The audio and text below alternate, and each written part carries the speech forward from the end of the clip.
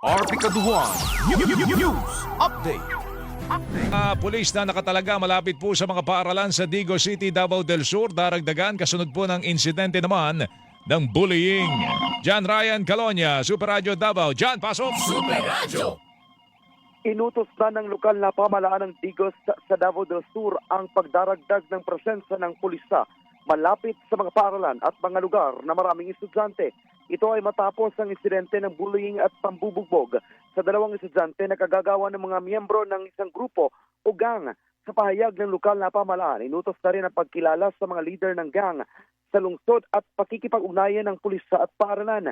Inamin ng lokal na pamahalaan na may dalawang bagong kaso ng pambubugbog na itala sa lungsod tulad ng nangyari sa loob ng Digos City National High School.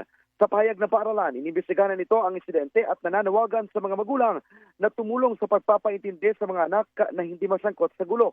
Iginiit naman ng lokal na pamahalaan ang responsableng paggamit ng social media sa mga estudyante, magulang at guro upang maiwasan ang paglaganap ng mga maling impormasyon na maaring maghatid ng panik sa publiko. Ako, si John Ryan Calonia ng Super Radio Davao nag-ulat para sa GMA Super Radio DZWB Dapa. Totoo.